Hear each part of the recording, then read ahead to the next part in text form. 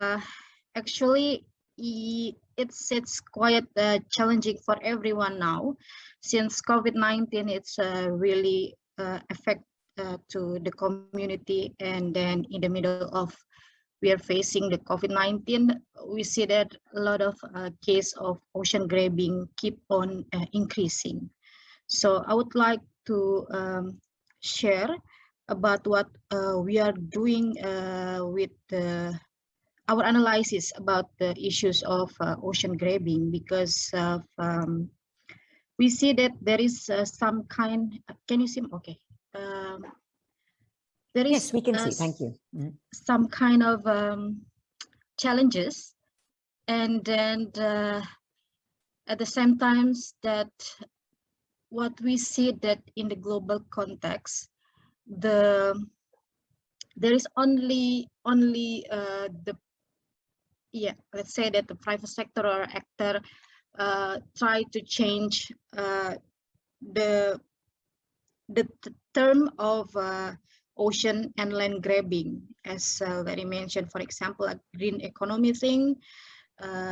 It's already been quite a long time in Indonesia, and then we see that all the green thing it's fail.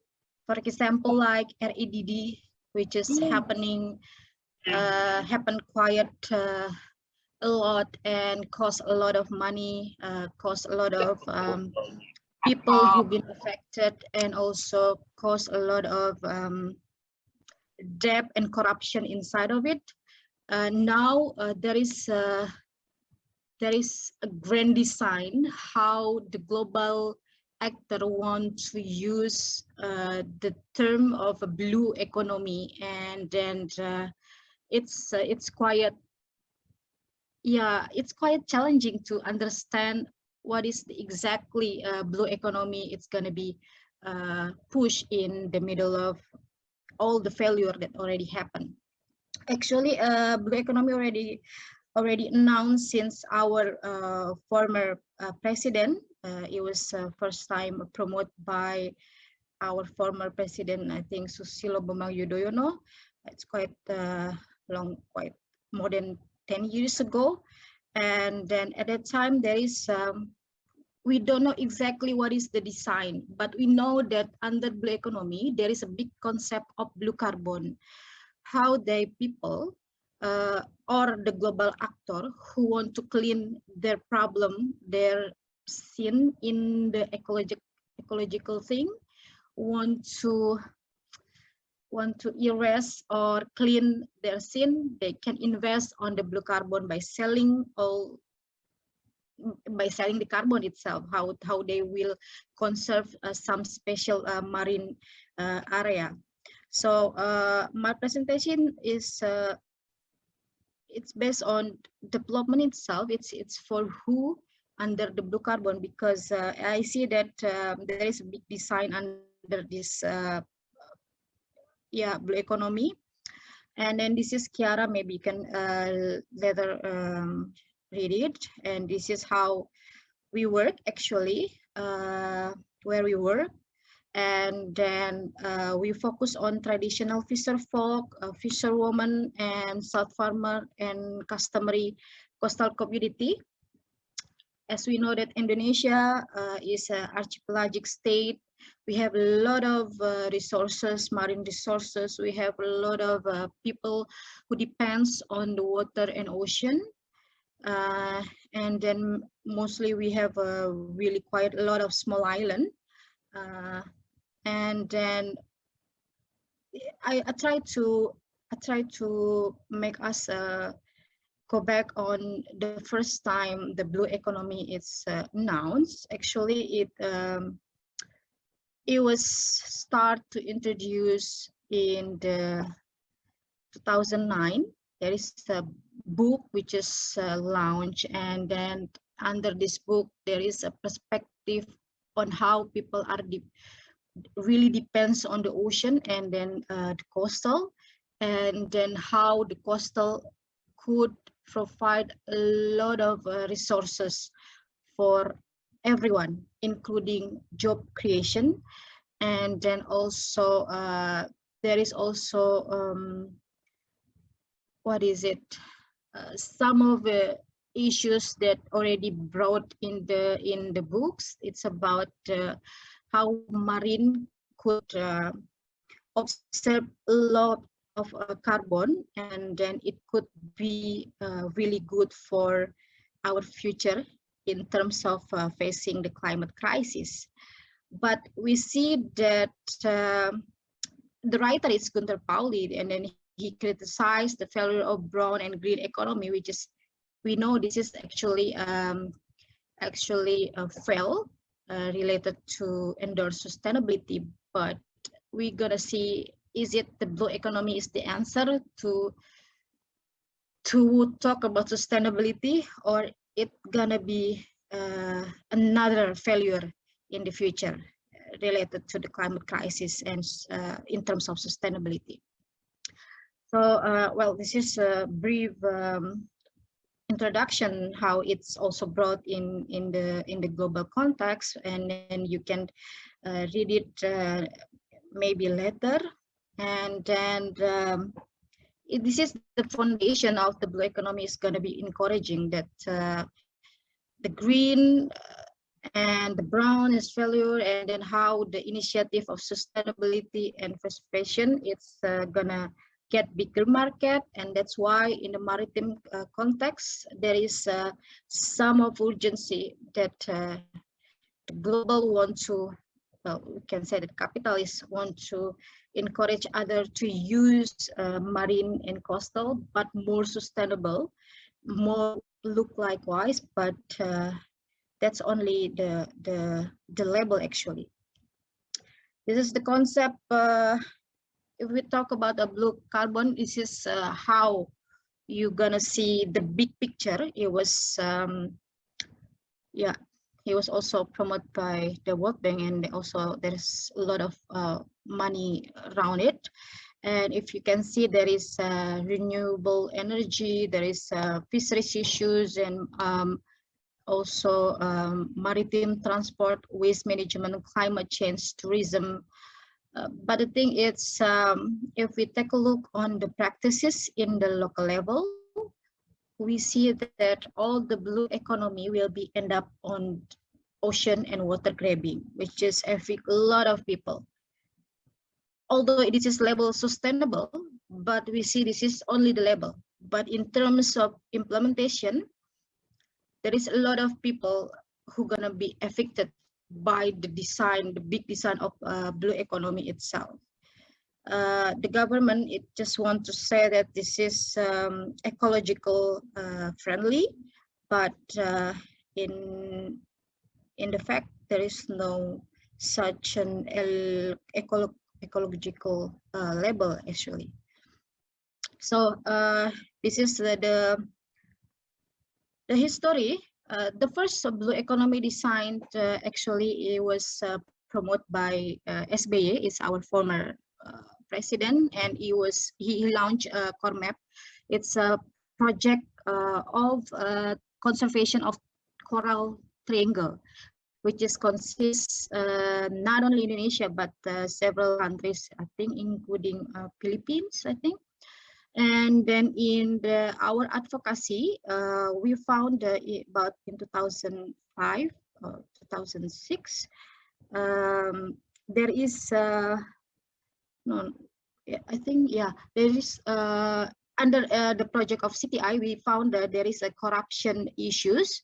We see that there is a mandate under the Coral Triangle Initiative, which is not well implemented. And then I think it was become the national issues in the period of our former Ministry of Marine Affairs, Susi Pujasusti, if you ever heard. She said that they don't want Coral Triangle Initiative funded by debt, because in the era of SBY, this project was funded by debt with the World Bank, I think, with the ADB, and that's why we criticize, and also we launched the finding of corruption at the time. We can check the news letter about it. And then after there is some issues. We have a new Ministry of Marine Affairs, and then we analyze that under his period now, there is some of regulation which is already launched under the blue economy design. What we see that the blue economy equal to space utilization, which is the government wants to make a big design of spatial planning in coastal and marine area. And then we really concerned about it because you're gonna see later on the presentation how the space utilization will be end up with a lot of criminalization, eviction, and also intimidation, and some of cases are being murder and yeah, something kind of like that. So the 3 programs in 3 years related to the blue economy. First, it's non-tax state revenue. The funny thing is under this non-tax state revenue, the government recently released the ministerial decree related to the sand taxes, which is going to be used for reclamation or artificial island. If you ever heard how Singapore are being built using sand from Indonesia. So the government want to put it the same issues under non-tax state revenue, which means that the government are give a legal action how private sector could build artificial island in Indonesia. As I mentioned before, archipelagic state has a lot of island actually. Why we need artificial island? And then for who actually the artificial island itself? So they said that this is the PNBP, it's from capture fisheries, and then it was to improve fisher folk welfare, but we are not really sure about it. And then another thing is about the aquaculture development to increase export.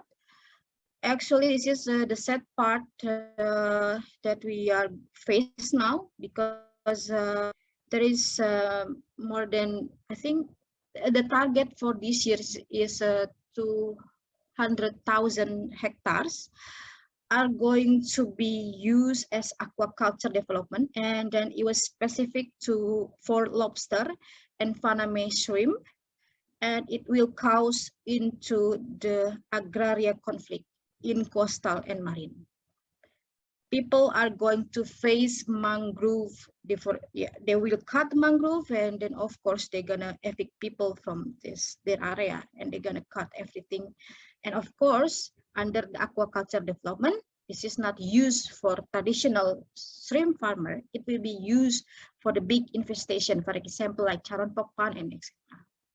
So yeah, it's same actually the development of freshwater breakage and marine aquaculture.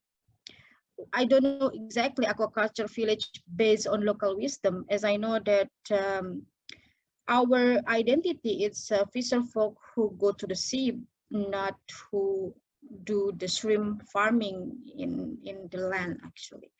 In the context of using of local wisdom, we've been asking to the government whose local wisdom for the aquaculture business actually.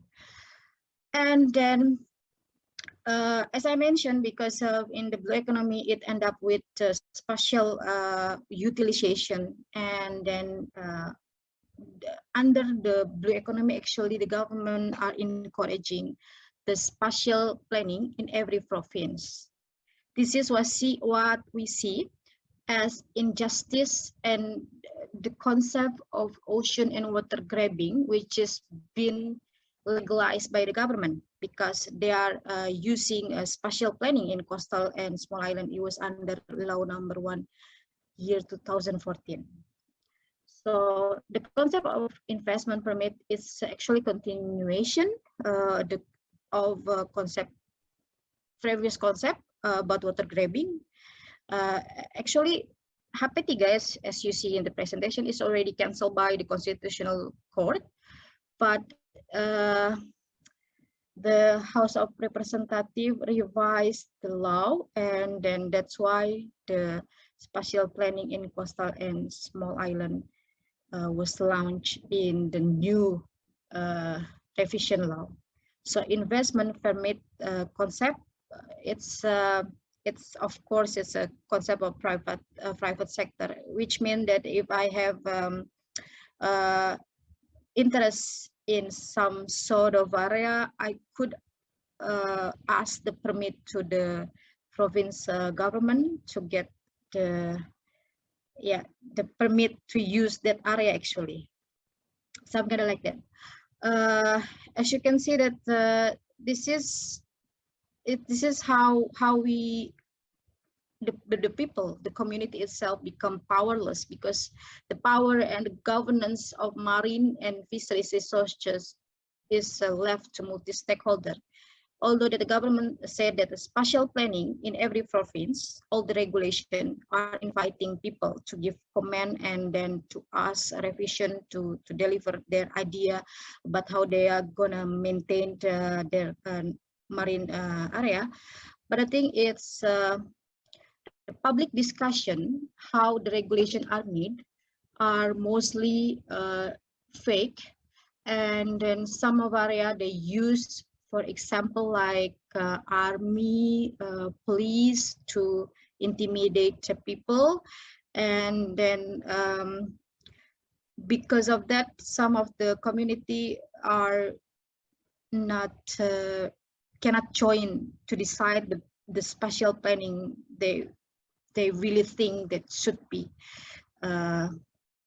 promoted by the province.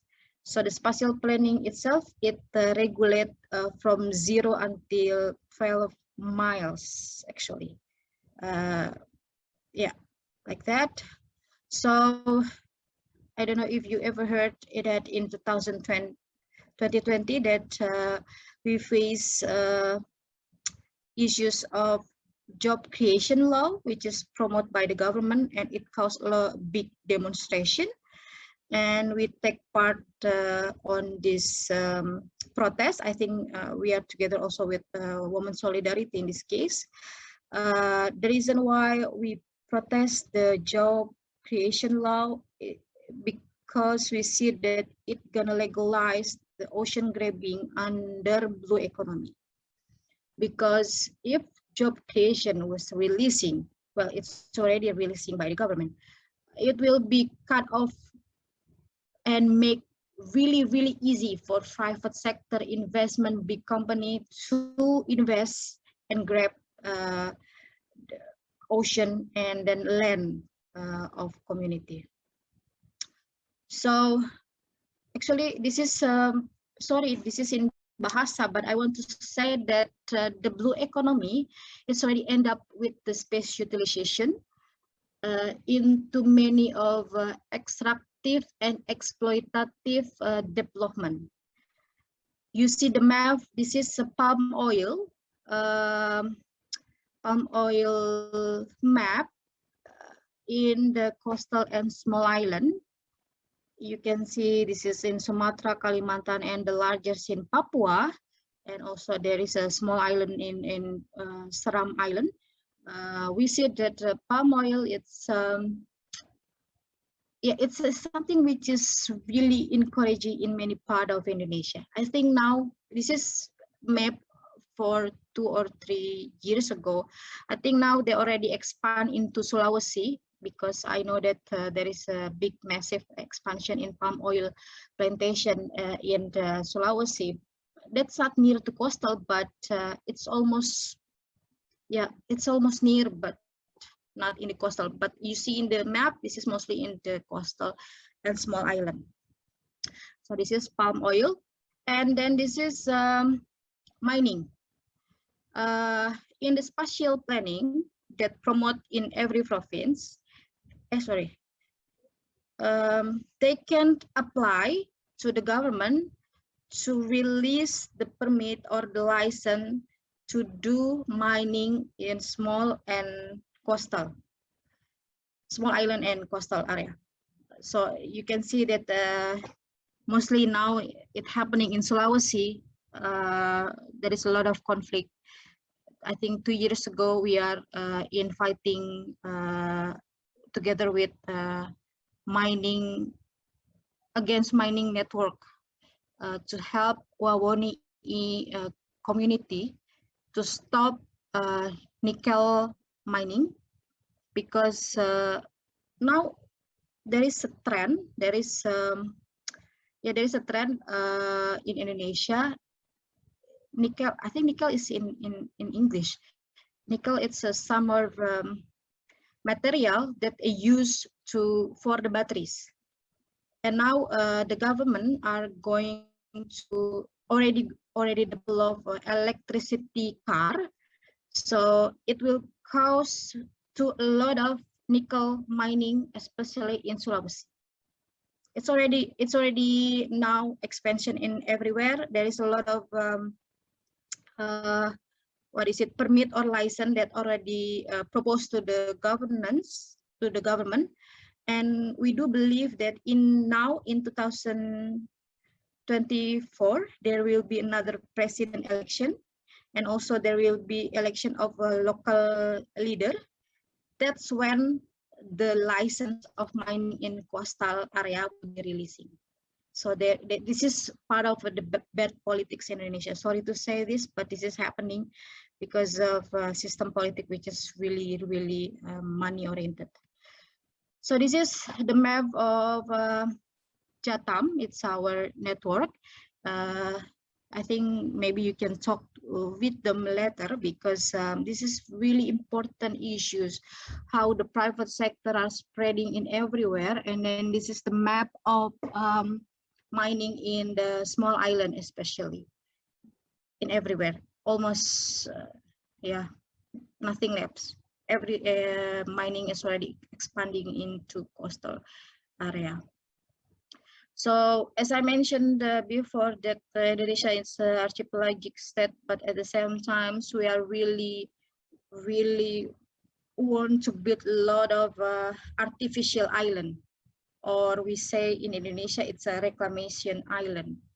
It means that we took sand from another area and then we built a new land in another area. So you can imagine that the damage is already both sides. And then the important thing is if you follow the issues of the 17 artificial island in Jakarta, this is a part of issues that we've been doing advocacy. There is a lot of intimidation from the private sector, and also it goes into because of the material for the new island was took from the sand.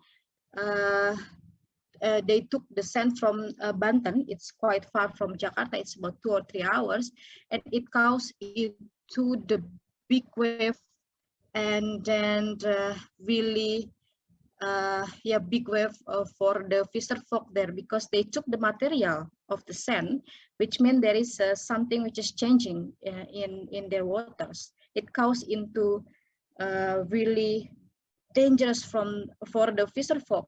They have faced the big huge wind, and then also that they also have to face that the ecological around them is not the same anymore. So like that. So this is I think that this is very challenging. And then this is the zone of energy. It was under all of the map that you see. It was under the space utilization, under the spatial planning, which is already released by the government. This is the energy zone. Later you can see, for example, like in Jawa Barat, around there, and this is how the energy it's about. It's a power steam plantation. This is the PLTU, is it correct? I think power steam. And then yeah, there is a lot of, this is a map of our friend, our network, Bersihkan Indonesia, and you can see that there is a lot of power steam plantation that going to be built in the future. especially in coastal area. Actually, this is only in Sumatra. I do believe that in many parts of Indonesia, power steam plantation are going to affect small-scale fisheries, especially those who really depends, not only the fisher folk, there is a value chain which is important to be talked about in this context. So this is some other thing which is interesting that when we talk about tourism, we always see that it was really nice that we are going to get big revenue from the tourists which is coming to Indonesia. But the problem is ecotourism. It's a part of new scheme, new pattern to do the ocean grabbing itself, because the ecotourism it's which is encouraging under this project of the government name KSPN, strategic area of tourism. It gonna encourage investment to invest the big scale of tourism. If you heard that Indonesia are going to be the host of MotoGP, so I don't know if we are really proud that Valentino Rossi are going to race in our area, but believe it or not, that at that circuit, there is a lot of people are crying. We're crying because of the ocean and land grabbing that happening. If you don't mind, I can share the link of our investigation with national media, Tempo, about the Mandalika project. It was under the ecotourism project, because now Indonesia are really want to build another 10 new Bali. Yeah, yeah, another 10 new Bali in Indonesia. So tourism is really something really happening now. Although that the government always said that tourism it's not it's going to be sustainable, but who say that it's gonna be sustainable? Because they're gonna build the big hotel, they're gonna build big facilities. It's gonna took a lot of material from our Mother Earth. They're gonna cut a lot of tree. They're gonna cut a lot of mangrove and so on. So who said that this is sustainable? So this is, I think, international news. It's about. Sorry, Susan, may I request you to wrap up soon, because we have. Yes. Yeah. Okay. This is, maybe you can check later. And then who is the investor? Of course, European countries, UK, Spain, Luxembourg, and of course China. Sorry. And then this is related to the, in terms of climate crisis, that Indonesia are not safe because of we're really vulnerable to tsunami. So something like that. So this is what we promote. It's about the constitutional right that the government should provide this. I think this has become the mandatory of the government should be doing. So if you talk about the blue economy, I think there's really far from what we concern as sustainable.